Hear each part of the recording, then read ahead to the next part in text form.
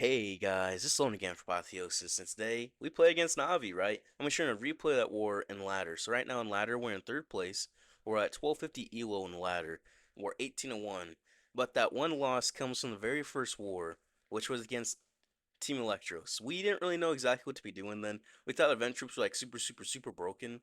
But yeah, we played some not so great teams. I'll say that, like Poor Man King, MAGA Esports. Olympia is definitely a decent team. We made some mistakes. They made some mistakes. Navi, Navi's a very good team, and we end up beating them. We end up beating them, which I'm going to share our attacks today. I'm not going to share our defense because we still have 11 matches of the ladder left. So you don't want to be leaking our bases or anything, just because we're trying to get as high as possible in the seeding. So basically, we're the only NA team left. We have two guys from the US from Spizz and me. We actually both live in the same state.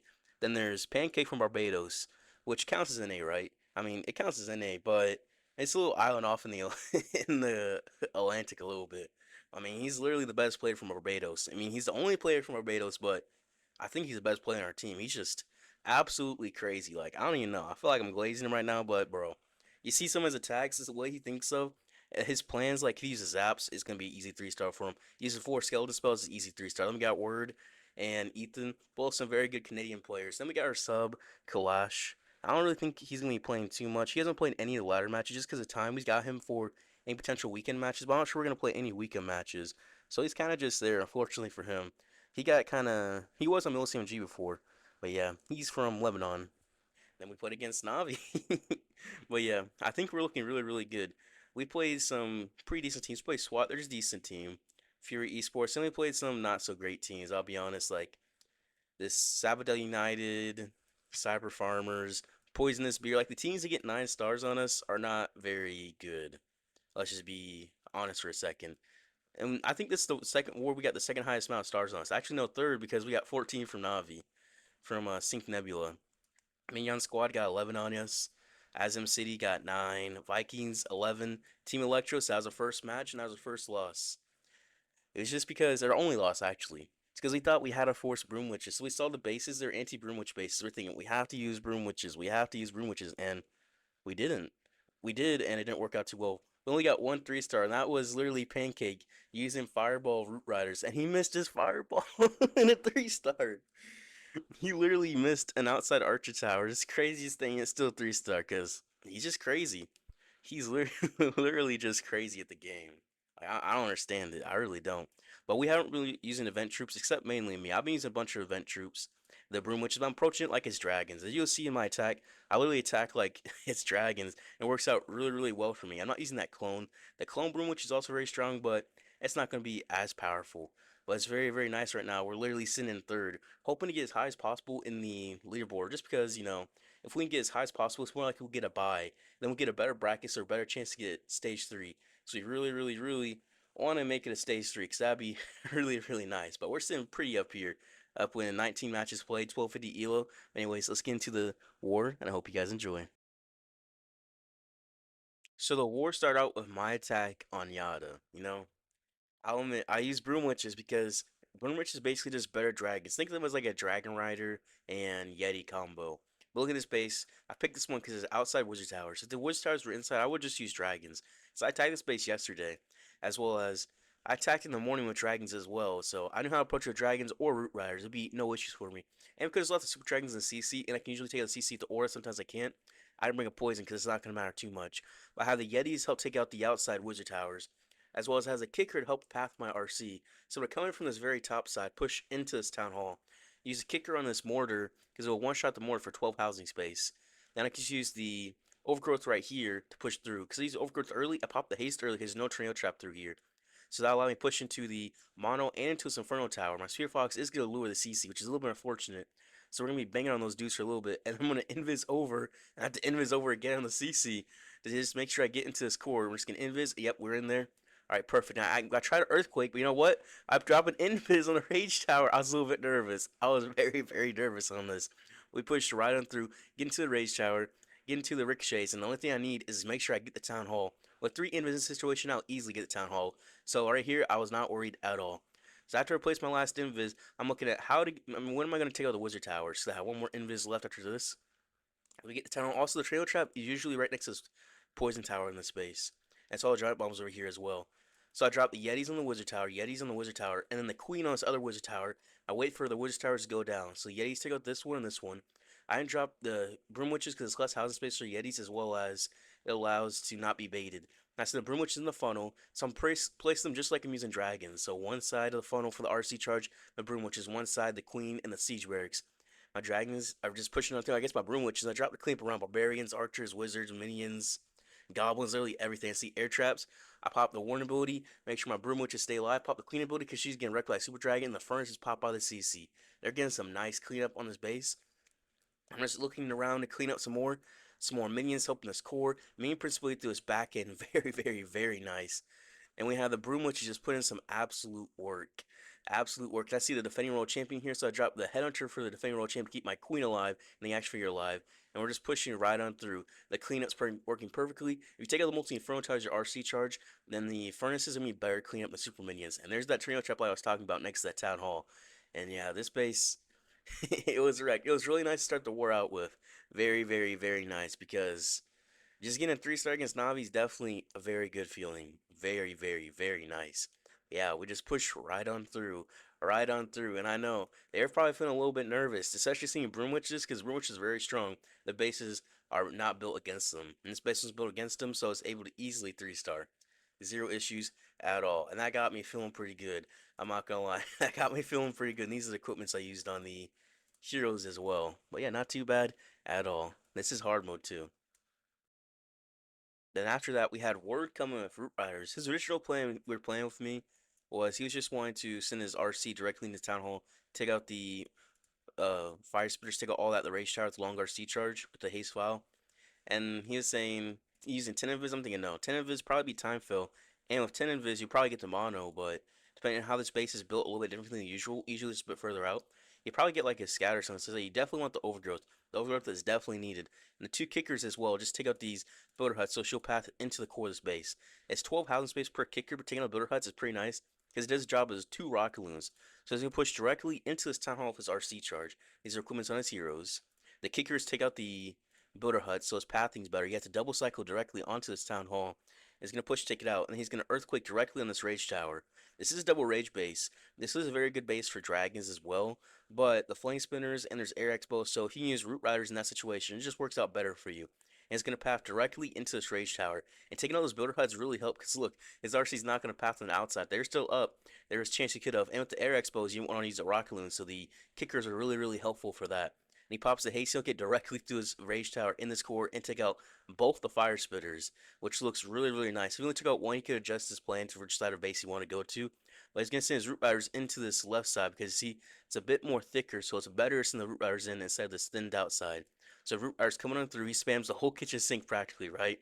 The Valkyries, everything. Also, the kickers are cleaning up nicely on this outside too. A nice little addition. The Ice Golem's Health Tank.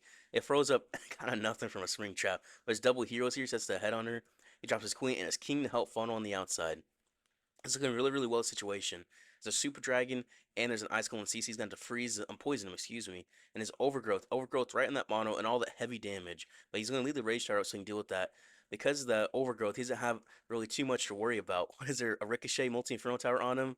That's nothing. That's nothing. If he didn't have the overgrowth, he'd be a little bit hurt. I'll say that was definitely a very nice addition. There's a trainer trap too, right on that was that mono. And he's just pushing right through. And at this point, he's thinking, he's saying he thinks he can swag all his abilities. I'm like, do not swag your abilities. Do not swag your abilities. You can't be swagging those things.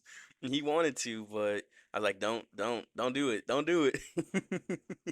Because I've been crazy if he did, but we can't be risking that. He's dropping clamp around the base, minions, archers, pops the Eternal Tome, still the king and the queen ability. He's just gonna end up popping those, help get through the base quicker. King ability spiky ball was really, really nice actually. Got some nice cleanup through there. And there's a giant bomb. So it still looks like it's bait on this side. And this side an entry. So these two entries. And right some right here too. So all these sides are baited, but not the town hall, which is really nice for him. And he did not I don't think he ended up popping his queen ability. Or if he did, he popped it real late 'cause it's still 13, 12 seconds left. But yeah, it was definitely a nice 3-star. He was trying to say his 3-star is faster than mine, but mine was 224. His was 226. He was trying to say his is like 215 or something. That's just because Brimwitches are quick. That's what it is. But yeah, this is a very nice 3 star. Very nice plan, I must say. Definitely a very, very nice attack and puts a lot of pressure on them. Being having 6 stars already at the start of the war, that's a lot of pressure for Navi, I feel like. Quite a bit. And then we had Spizz coming on stars. The thing is, I naturally watch many of these last attacks just because all of them happened in the last minute of the war. So I can't watch what eight attacks in the last minute once. So I really don't know what's about to happen. So I'm kind of curious. He does have an ice wizard. What's the ice wizard for? 3 kickers, root riders, basic king equipment, double epics, and the queen. The eternal tone rage gem, and the haste vial with 8 invis and a earthquake, and then a overgrowth. Just like words attack. Okay. I'm guessing he wants to get into this town hall compartment, this rage shower. Just take that out, the RC charge, because that's quite a bit of value. RC coming up through kickers on the mortar. Okay, that's helped make the funnel. That's nice. RC pushes on through. I'm just seeing if there's any more kickers to use anywhere. Nope. Okay, that's actually very nice pathing. Look at that pathing.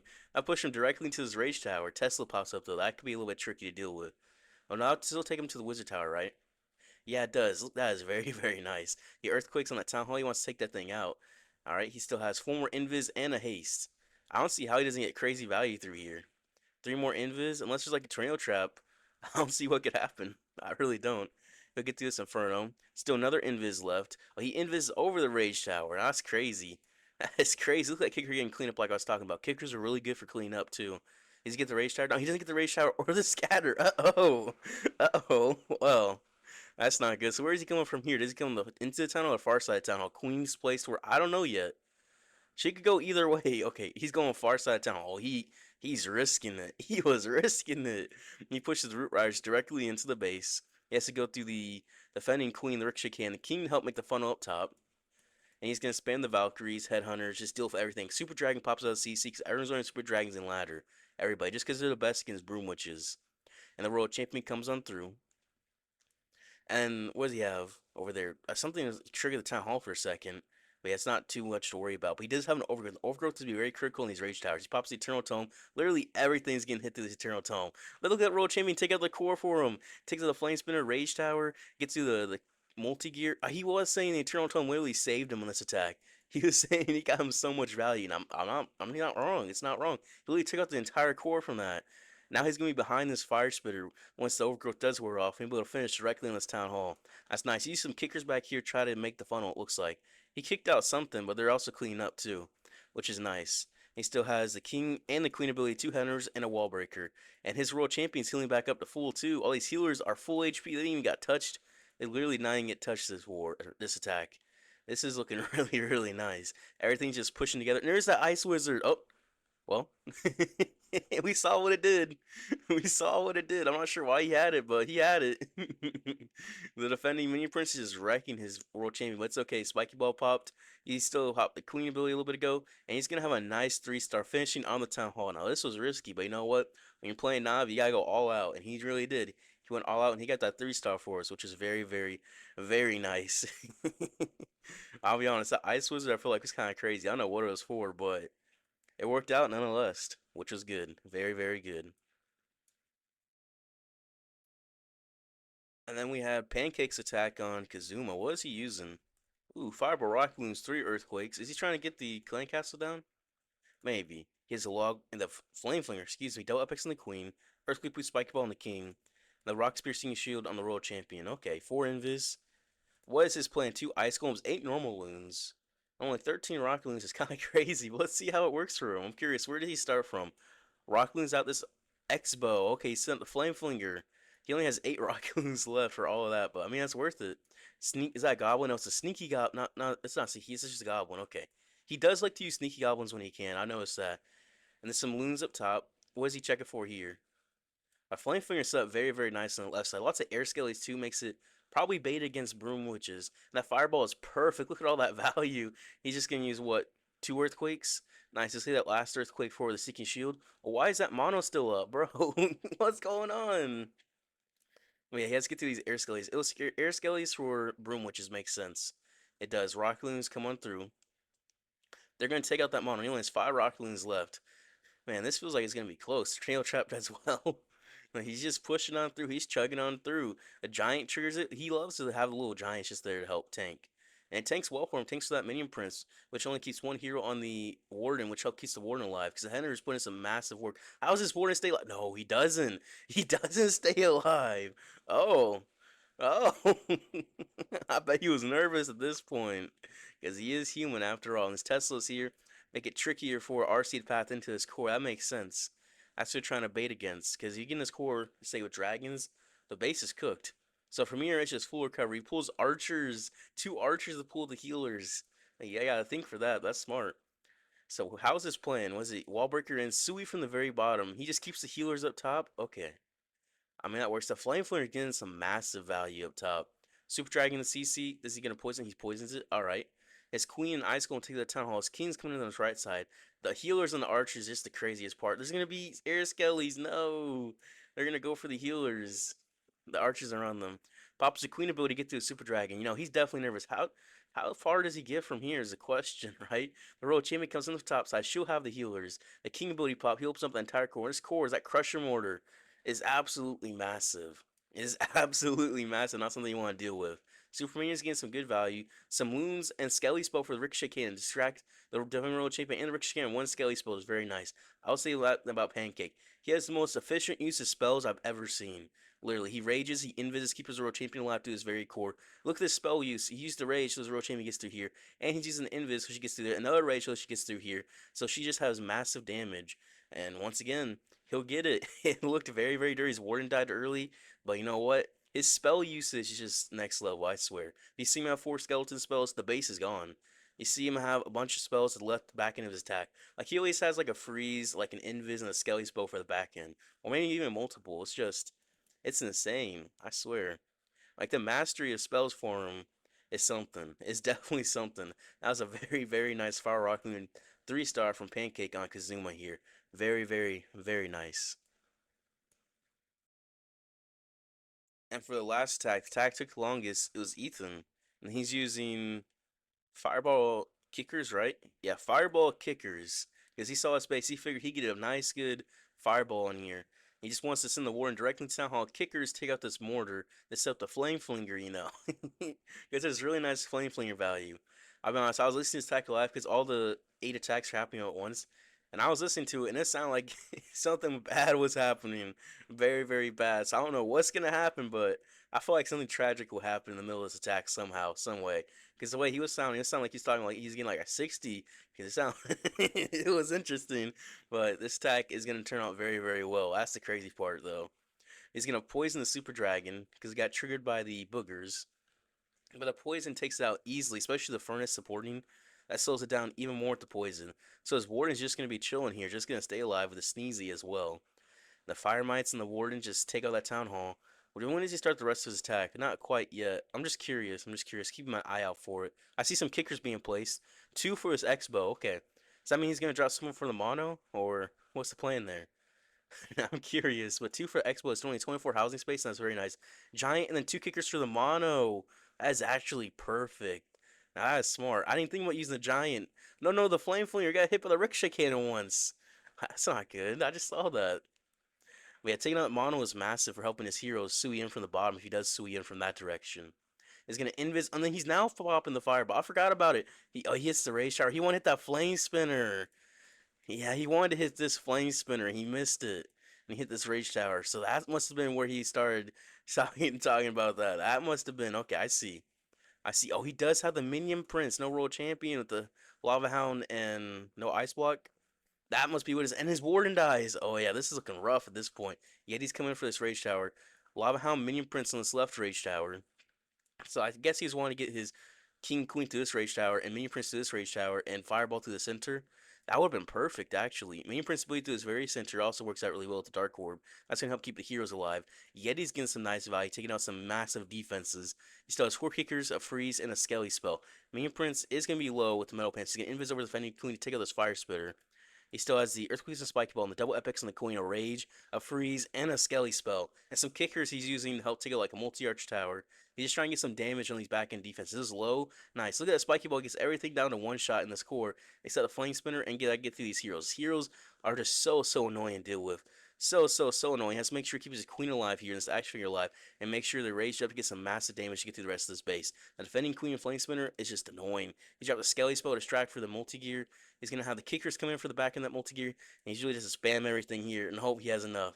And hope he has enough. He can get through the flame spinner. He gets through the everything. So it looks like time's gonna be the only issue here. This clan castle. Man, if you hit that fireball, if you hit that fireball, no, no, it was a 99% time fill. If he hit that fireball directly in that flame spinner, that base would have been completely cooked. Completely. You know what? It happens. It was a very nice plan. Even with the fireball not going to plan, the warden dying early, the fireball missing, he still got 99% time fill. Against Navi is definitely very, very nice to see. Very, very, very nice to see, nonetheless. And the score ended up being 14-14. A 3-star from Pancake, 99 from Ethan, a 3-star from Word, a 3-star from me, and a 3-star from Spizz. Wow. It was also 14 from Navi, with a 3-star from Yada, a 2-star from Klaus, a 3-star from Stars, a 3-star from Gaku, and a 3-star from Kazuma. But we had the percent because we had 90% and they had 91%. So we almost had the 15-star wars. The time fail. Navi also had time fill. So they used Broom Witches on Ethan. They used Broom Witches on Spizz. But Klaus forgot a Wizard Tower, so his Broom Witches got all messed up. They used Broom Witches on me from Stars. They used Broom Witches on Word. And then they used Fireball Root Riders on Pancake. So they had 4 Broom Witch attacks. And they had a Fireball Root Rider attack. While we had a 1 Broom Witch attack, a Root Rider attack, a Root Rider attack, Fireball kickers and a fireball rocket attack. So we were a lot more, let's just say, not event troop dependent. I could have used dragons on this base. I very well could have, because once again, we look at the base, right? I attacked this base in the morning prior with dragons, because I actually attacked the base the day before with broom witches, and someone said, no, you can't 3-star that with dragons. You would not 3-star that approach. You would not 3-star that approach. You know what?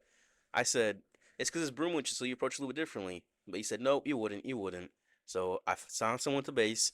I attacked him. First try, 3-starred, kind of overkill a dragon. So you know what? I was like, I could do with dragons. And I saw this base and like, yep, I definitely have to attack this base. Like every part of me was saying I have to attack Yada just because of the base. This overgrowth is very nice to path right through. And I did see the traps as well because of that. Because the guy had the base. Because this was war base. I was in this one clan and he was just like in there. I was just like, okay. I asked if I could attack it because of that. And then you know what? It did. I did. But dragons, you do the same thing, just dragons through here instead, and queen through here. But queen seems pretty strong for hard mode at least, compared to the king, because a lot of how bases are closed up now. Get more value with the queen. But anyways, that was very, very nice. A very, very nice way to win. What is that? Yeah, we won, and we beat Navi. We beat Navi. That's a feeling that you can't really wipe off, right? It's always nice to get one of these signature wins in ladder. I mean, currently, I believe what we're third in ladder. We're 18-1. Yeah, I believe. Let me see. Is it gonna load? It takes forever to load. I don't know why it always takes forever to load, but it does. Also, this is my 4th account. It's really just to keep as a placeholder in the clan. Yeah. If 18-1, 3rd place. Not too bad at all. Not too bad at all. But anyways, if you guys enjoyed the video, I appreciate if you guys like and subscribe. I'll see you guys tomorrow.